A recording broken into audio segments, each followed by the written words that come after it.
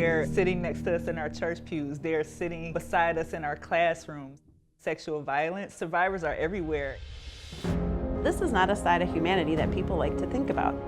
I was one of those people who pushed it down for a long time. We didn't know what to do or where to go or who to talk to. Is there even a place? This could be someone you know. To have a support system to get through something like sexual assault or trauma, that is vital. You shouldn't have to heal alone.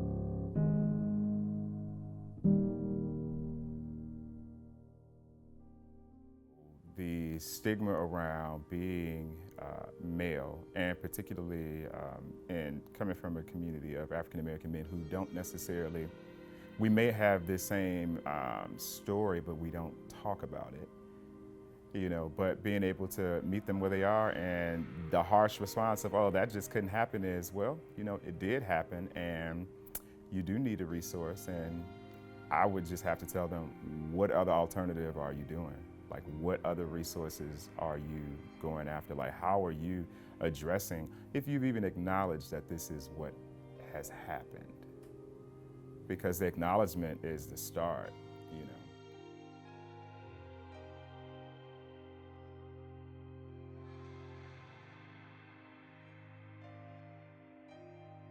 Yeah, I think with a lot of what's going on in society, I think we're seeing a lot more attention to sexual violence, to human trafficking, to all these kind of issues that have been, you know, underground or underlevel for many years. And so I think now, you know, with things like, you know, everything that's going on with MSU, U of M, other places like that, I mean, you are starting to see this groundswell of people really talking about this issue in a way that they haven't before.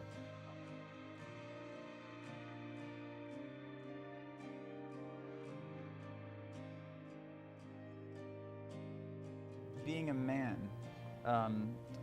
from the outset, there's been a severing of emotions in men, right? There's been a severing of anything that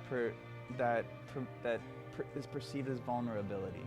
So if you are a person that feels like people are criticizing or like coming down on you because you need to talk about something hard, because you need to talk about a feeling, that right there is something that I wish people could have said to me, like, actually, that's not a sign of your lack of manhood, right? That's an indication of your humanhood, and that's actually a good thing that you're feeling the need to start working on that.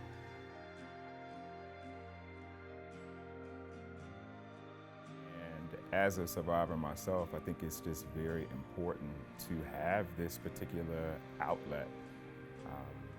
There wasn't anything like this, you know, for me, and experiencing it firsthand of the silence that can definitely, you know, spiral into something else until you don't even necessarily remember how you want to feel.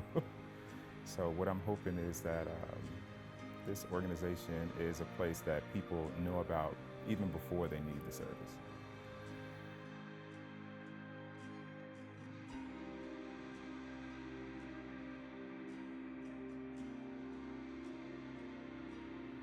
If you can command the worst part of your story, if you can be the author and the narrator of the worst parts of your story, that's really empowering, you know? And if you can do that with people that also can share that or relate in some way and can encourage you, that's even more empowering.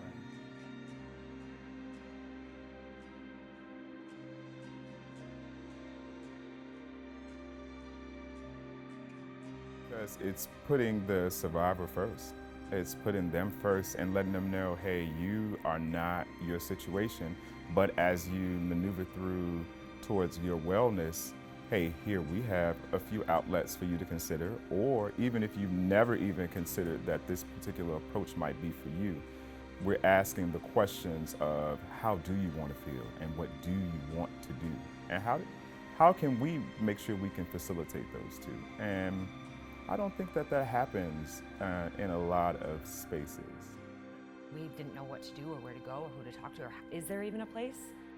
To have a support system to get through something like sexual assault or trauma, that is vital. You shouldn't have to heal alone.